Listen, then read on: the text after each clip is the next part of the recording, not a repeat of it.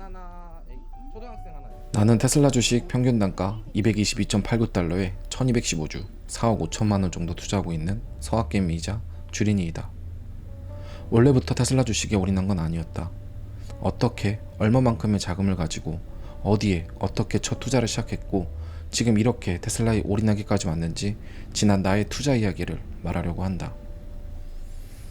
결론부터 말하면 나는 3천만 원으로 6년 만에 지금의 6억까지 20배를 불렸다.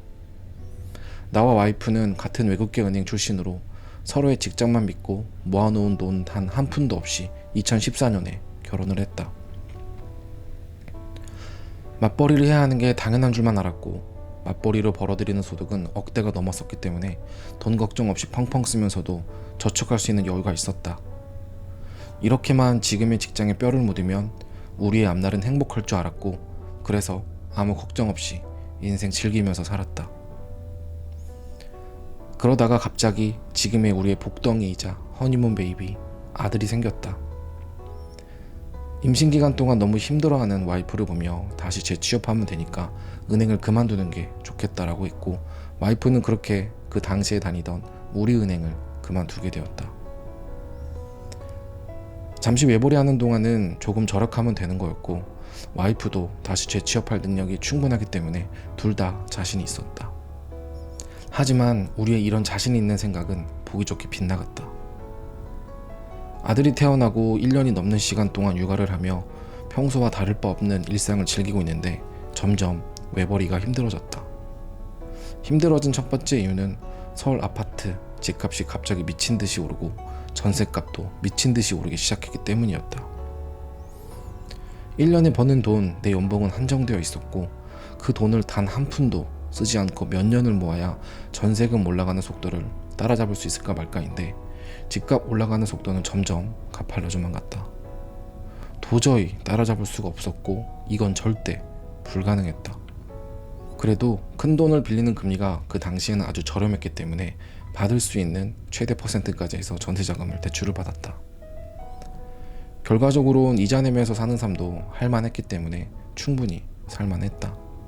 하지만 문득 계속 이렇게 자산이 늘어나지 않고 그냥 본전치기인 삶을 살다 보면 앞으로의 우리 가족의 미래는 언젠가는 불투명해질 거란 생각이 들었다.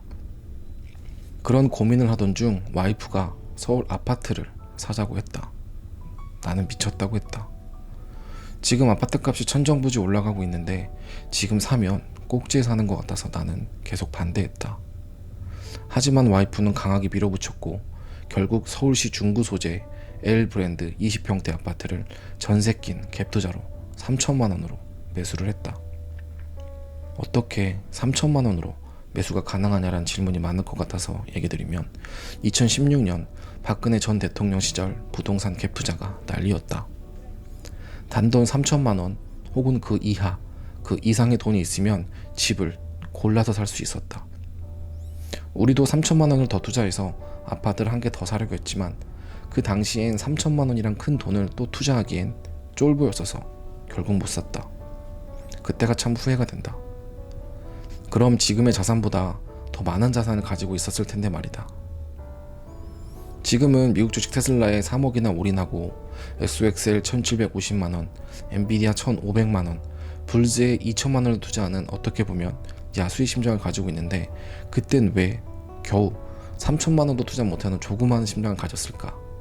참 많이 아쉽다. 어쨌든 지나간 건 빨리 잊기로 하고 서울 아파트를 매수를 하고 보니 주변에선 난리도 아니었다. 지금 서울 아파트는 거품이다, 꼭지다, 이제 폭락한다. 주변의 직장 동료들이 너도 나도 빨리 다시 팔으라고 난리 부르스였다. 솔직히 불안하기도 했다. 너무 꼭지였긴 했으니까. 그때 사자마자 멈출 줄 모르고 서울 아파트는 계속 올랐다. 하루에도 몇백만 원, 어쩔 땐 몇천만 원씩도 뛰었다. 그러니까 말리던 주변 직장 동료들은 점점 부러워하기 시작했다. 그러면서 팔지도 않았는데 술 사라, 밥 사라, 커피 사라고 했다. 그래서 샀다. 난 대인배이니까. 어쨌든 그렇게 서울 아파트를 투자해 놓으니 마음이 편안해졌다. 비록 외벌이 생활을 하면서 버는 소득만큼 본전치기인 삶을 살거나 혹은 마이너스인 삶을 살다가 이렇게 서울 아파트에 투자했고 부동산 가격이 올라가다 보니 결국은 한 달 한 달은 마이너스여도 부동산 자산이 올라가는 폭이 더 크기 때문에 결과적으로는 자산이 늘어나는 재테크를 해놓았기 때문이다. 그런데 문제는 모아놓은 돈들이 시간이 흘러 몇 년 지나니 바닥이 드러나기 시작했고 서울 아파트 가격도 천정부지로 올라가니 올라가는 대로 또 고민이 많아졌다. 모아놓은 돈도 떨어져 가는데 숨통 좀 트이게 수익 실현 한번 할까? 계속 이렇게 언제까지 서울 아파트가 오를 수 있을까? 그러니까 한 번쯤은 매도해서 수익 실현해야 하지 않나? 하지만 부동산 자산이 올라가면서 자산이 늘어나는 맛을 한번 맛본 이상 서울 아파트를 파는 결정은 쉽지 않았다. 그렇게 돈에 대한 걱정은 앞서는데 아파트는 팔기 싫다 보니 우리 부부는 돈을 벌기 위해 어린아이를 어린이집에 맡기기로 하고 다시 맞벌이를 하기로 결정했다. 조만간 그래서 와이프는 뱅크 오브 아메리카 멜리린치 재취업을 하게 됐다. 하지만 육아를 쭉 하다가 다시 재취업해서 직장을 다닌다는 게 쉬운 일이 아니었다. 당연히 맞벌이를 해야 한다고 나도 와이프도 생각했었는데 우리의 부성애, 모성애는 그 어떤 부모들보다도 강했고 아이를 어린이집에 맡기고 하루 종일 떨어져 있다가 저녁에 퇴근해서 잠시 보고하는 생활은 아닌 것 같다라고 생각했다. 돈을 적게 벌더라도 돈 때문에 쪼들려서 힘이 들더라도 부모가 곁에 있어야 하는 게 맞다고 판단해서 다시 와이프는 그만두게 됐고 나의 서울살이, 외벌이, 육아하는 셀러리맨 생활은 그때부터 지금까지 5년째 이어지고 있다. 그래서 다시 외벌이를 하게 됨에 따라 어쩔 수 없이 우리 부부는 서울 아파트를 한번 수익 실현을 해서 일부 현금을 챙기고 다시 때를 봐서 다른 좋은 아파트를 다시 사자라고 결론지었다.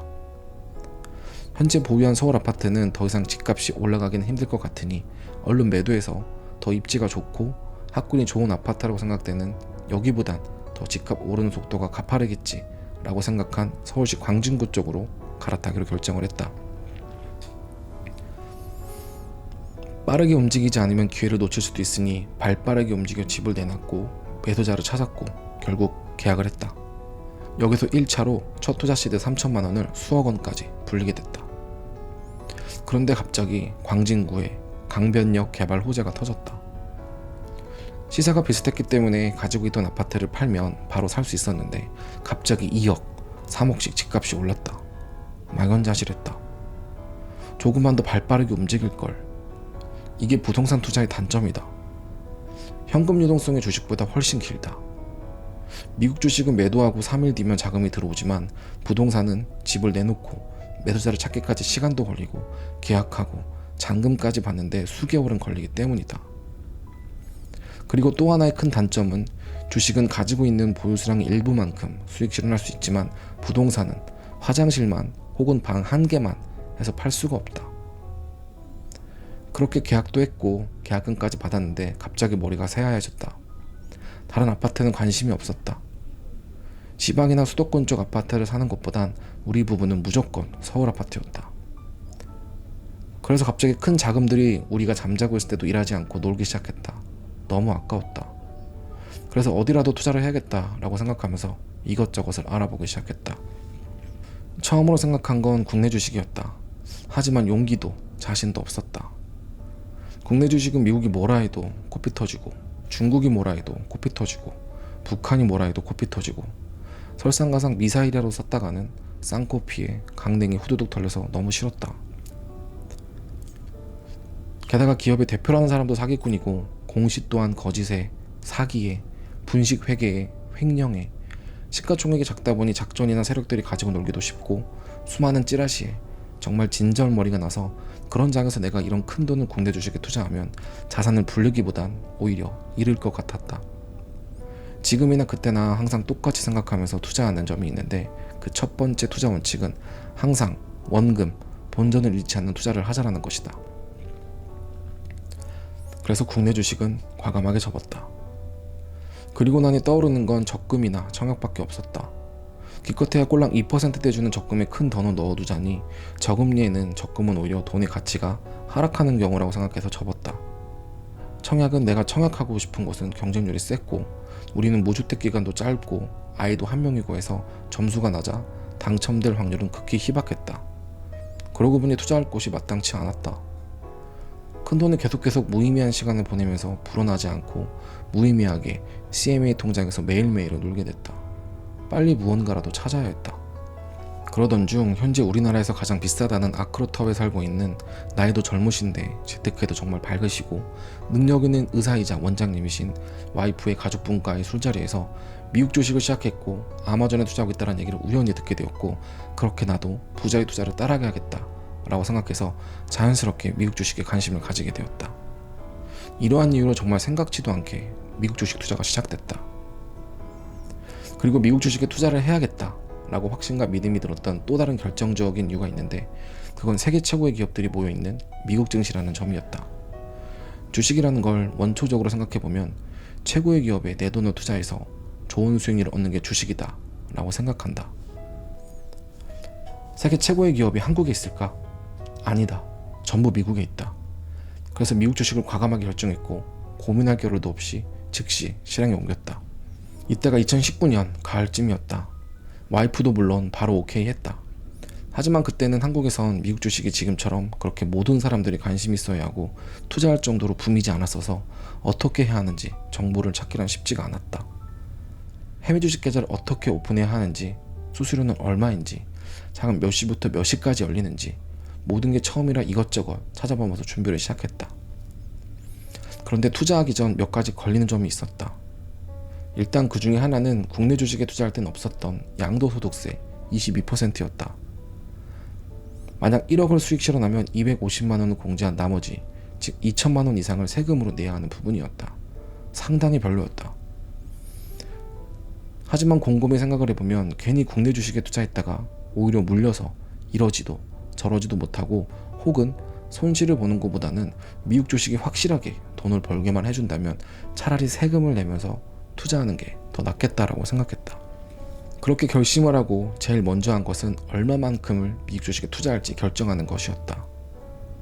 서울 아파트를 매도하고 난 후의 자금으로 지금 살고 있는 서울 아파트의 전세 보증금과 기타 무조건 필요한 자금들을 정리하고 나니 우리가 투자할 수 있는 여윳돈은 총 2억 원 정도였다. 총알은 준비가 됐는데 총을 쏠 수가 없었다. 고민이 있었다. 무슨 종목을 매수해야 하지? 2억을 어떻게 투자해야 하지? 2천만 원씩 10개의 기업에 나눠서 분산 투자를 할까? 2개의 종목에 1억씩 투자를 할까? 하는 고민이었다. 투자하기로는 결정을 했는데 막상 무엇을 어떻게 투자를 해야 할지 확신이 없었다.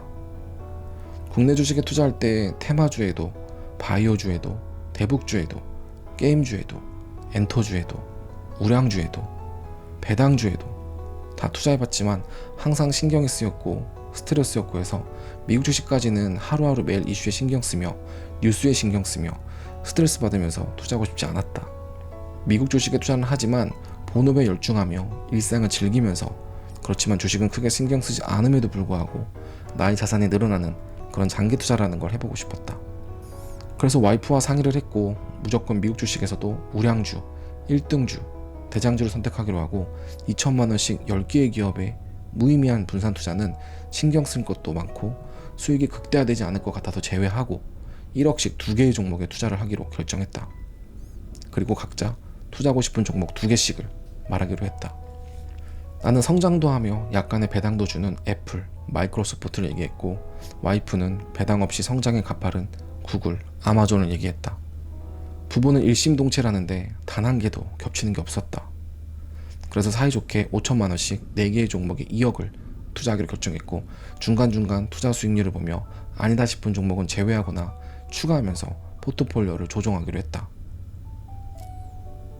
먼저 부동산 매도로 인해 받은 계약금 몇 천만 원으로 나눠서 주식을 매수했는데 사자마자 떨어지기 시작했다. 운이 없게도 2019년 12월 우리가 미국 주식을 시작하고 얼마 되지 않아서 코로나가 터졌다. 운도 지지리도 없지. 그 와중에 처분한 서울 아파트의 가격은 계속 올랐다. 짜증났다. 잘못된 선택을 하고 있는 건가 싶었다. 그래도 우리의 판단이 틀리지 않길 바라며 밀어붙였다. 코로나가 터졌지만 처음에 증시 하락은 미미했다. 그냥 예전 메르스 때처럼 잠깐 이러다가 지나갈 것 같았다. 근데 코로나는 걷잡을 수 없이 퍼졌고 문제는 심각해지기 시작했다. 그러던 중 갑자기 2020년 2월 미국 증시는 역사적으로 기록될 만한 급락을 하기 시작했다. 그 와중에 처분한 서울 아파트의 가격은 계속 오르고 있었다. 완전 짜증났다. 잘못된 선택을 하고 있는 걸까? 이러다가 말아먹는 거 아닌가 하는 불안감이 오기 시작했다. 하지만 생각을 달리 먹었다. 몇십 년 만에 온 역사적으로 기록될 만한 급락장이라면 관점만 다르게 생각해본다면 몇십 년 만에 온 이 코로나 급락장은 내가 좋은 미국 기업의 주식을 저점에서 쓸어담을 수 있는 몇십 년 만에 온 기회가 아닐까 하는 생각으로 말이다. 그래서 나는 아직도 이때를 떠올리면 정말 운이 좋았다고 생각한다. 타이밍이 너무 좋았다. 왜냐하면 아파트 매도 잔금이 이 시기에 들어왔기 때문이다. 출근을 해야 했음에도 불구하고 새벽까지 잠을 안 자고 미친 듯이 하락하는 미국 주식들을 한 달 동안 떨어질 때마다 매일매일 줍줍했다. 물론 너무 가파르게 떨어져서 무섭기도 했지만 이런 전염병 같은 천재지변은 극복할 수 있는 것이기 때문에 증시의 악재가 아니다라고 생각했다. 결과는 아주 성공적이었다. 애플은 대략 $70, 아마존은 $75, 구글은 $67, 마이크로소프트는 $150 평단을 만들었다. 미국 증시는 한 달 정도 미친 듯이 쭉 빠졌지만 빠르게 회복하면서 그 이후에는 긴 시간 동안 미친 듯한 상승장이 찾아왔다. 너무 행복했다. 2억은 금세 불어나 2억 5천이 되었고 3억이 되었고 그 이상으로 점점 불어났다. 하지만 마냥 기뻐할 수는 없었다. 왜냐하면 그렇게 미국 증시가 상승하면서 자산이 늘어난 상황 속에서도 서울 아파트의 상승세가 눈부셨기 때문이다. 내가 매도한 가격보다 몇 억씩 올라간 아파트 실거래가를 보면 지금 미국 주식 투자로 2억이 3억을 만든 게 잘한 투자가 아니었으니까. 그냥 서울 아파트를 가지고 있는 게 자산의 증식이 더 빨랐으니까. 그래도 내 선택에 대한 후회는 없었다. 어찌됐건 간에 자산은 늘어났으니까. 이때의 뼈아픈 경험이 나에게 큰 교훈을 준 게 있다. 그것은 다른 종목의 수익률을 부러워하지 말자이다. 그게 설령 부동산일지라도 말이다. 그렇게 미국 주식으로 분기마다 배당도 쏠쏠하게 받으면서 장기 투자를 이어나갔다. 중간중간 똑같이 5천만 원씩 투자한 4개의 종목들이 같은 수익률을 보진 않았어서 포트폴리오를 재조정을 하기도 했다. 애플하고 아마존은 수익률이 꽤 좋았는데 구글하고 마이크로소프트는 다른 종목들에 비해 별로였다. 과감하게 조금의 이익을 보고 수익 실현하고 애플과 아마존에 투자 시대를 늘렸고 이때 눈에 들어온 새로운 종목에 투자를 하기 시작했다. 바로 테슬라다. 미국 주식을 하게 되다 보니 자연스럽게 증시를 보게 되고 어떤 종목이 가장 크게 상승했는지 하락했는지 또는 어떤 종목이 가장 거래량이 많은지 등등을 보게 될 수밖에 없는데 이때 신기하게도 매일 최고 거래량 탑5 안에 매일매일 있던 종목 중 내가 모르는 종목이 하나가 있었는데 그것이 바로 테슬라였다. 전기차 기업이라고 하고 영화 아이언맨의 모델이 테슬라 기업의 CEO 일론 머스크였다라는 점도 그때 알게 됐다. 그 당시 테슬라는 적자 기업이었고 주가 변동폭은 그야말로 어마무시했다. 근데 기업을 공부하다 보니 베팅해볼 만하다고 생각했고 멀지 않은 미래에는 내연기관 자동차는 사라지고 전기차 같은 친환경차, 자율주행의 미래가 올 거라고 믿어 의심치 않아서 투자 시드의 약 10% 비중으로 투자를 하기로 결정을 했다. 그때가 테슬라 주가 $35 때쯤이었고 3천만 원을 투자했다. 알고 투자는 했지만 테슬라 주가는 올라가고 내려가는 속도가 애플과 아마존에 비할 것도 없이 화끈했다.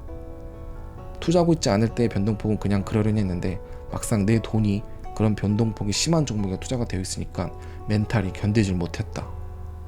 롤러코스터는 너무 심했고 진짜 어지러워서 토할 것 같았다. 그래서 단타를 했다. 3번이나. 지금 생각하면 너무나 후회가 된다. $35 때쯤 샀던 3천만 원을 지금까지 가지고 있었더라면 거의 10배가 넘었을 텐데 말이다. 어쨌든 지나간 건 다시 빨리 또 있기로 하고 그래도 테슬라는 미국 주식의 전부가 아니었고 미국 증시는 상승장이었기 때문에 장기 투자하고 있는 애플하고 아마존 덕분에 자산은 매일매일 늘어났고 이런 투자라면 몇 개월 안에 사표로 던지고 경제적 자유를 얻는 행복한 상상을 했다. 하지만 미국 증시는 쉽게 내가 부자가 되는 걸 허락하지 않았다. 긴 횡보장이 찾아왔다. 애플, 마이크로소프트는 몇 개월간 횡보를 했고 테슬라는 하루에 마이너스 20% 이상도 빠지긴 했지만 상승세는 가팔랐다. 여기서 결정을 해서 승부를 걸고 싶었다. 그래서 애플하고 아마존에 1년 넘게 장기 투자했던 것을 모두 정리하고 테슬라에 올인을 하기로 결정을 했다. 그때 당시에 테슬라는 몇 분기 연속으로 흑자를 내고 있는 상태였고 S&P 500에 들어가는 게 한 번 실패했다가 다시 합류한 시점이었어서 빠른 결정이 필요했다. 서울 아파트를 갈아타려고 빠르게 실행했지만 결국은 타이밍이 안 맞고 늦어져서 매수를 못했었던 기억이 있기에 이번만큼은 실패하고 싶지 않았다. 하지만 나 혼자의 독단적인 결정으로 올인할 수 없었다. 와이프와 함께 상의를 해야 했다. 와이프는 한 기업에 3억이란 돈을 올인을, 그리고 그걸 또 애플도 아니고 마이크로소프트, 구글, 아마존도 아니고 어떻게 보면 떠오르고 있는 테슬라라는 기업에 투자하겠다는 걸 쉽게 받아들이지 못했고 나의 의견을 거절했다. 미친 거 아니냐고 했다. 그렇지만 나는 계속 테슬라라는 기업에 대해서 설명을 해주면서 한 달 동안 설득을 했다. 그 설득하는 시간 동안 애플하고 아마존은 계속 횡보하고 있었고 테슬라는 계속 오르고 있었다. 와이프도 나름대로 테슬라라는 기업에 대해서 공부를 하면서 기나긴 고민 끝에 테슬라 올인을 하기로 결정을 했고 바로 애플하고 아마존을 팔면서 테슬라 올인을 2020년 12월 24일 크리스마스 이브 전날부터 분할 매수를 하기 시작했다. 이때 수익 실현하게 되면서 수익금을 진짜 내 돈으로 만들었고 자산을 2억에서 3억으로 늘리게 됐다. 테슬라 3억 올인 분할 매수는 한 달여 정도 걸렸다. 하락할 때 몇백만 원, 몇천만 원 사기도 하고 상승할 때 몇백만 원, 몇천만 원 사기도 하고 그때는 무언가 분할 매수의 원칙도 없이 그냥 돈만 분할해서 기분 내키는 대로 막 샀다.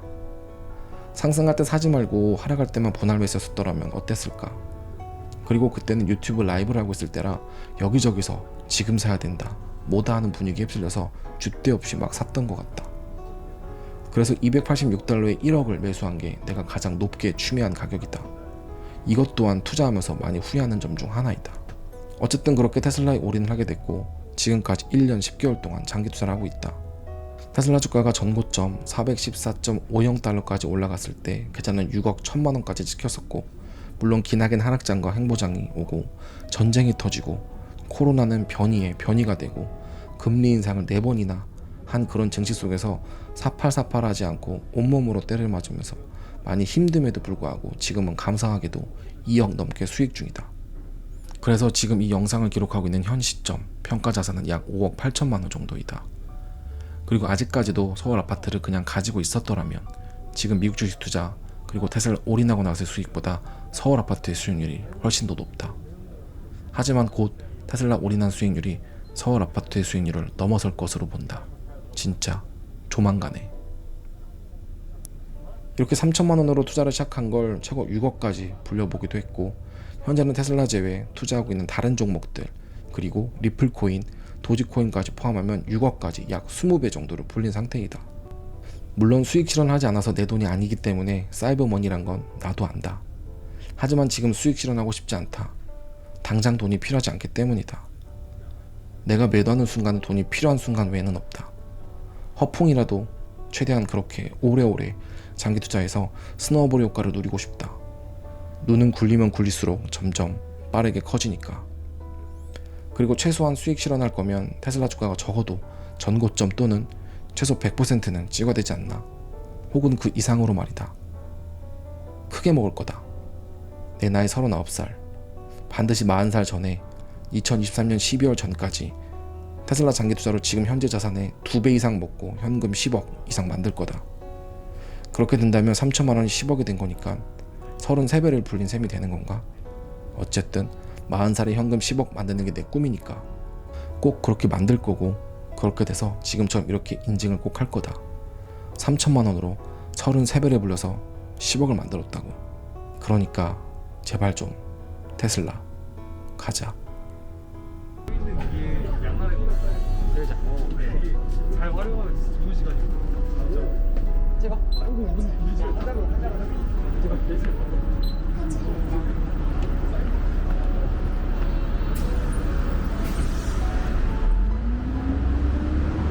그 다음인데? 대웅령 아닌데? 비스 곡이라고 했어. 무한역이라고 나왔어. 아 진짜?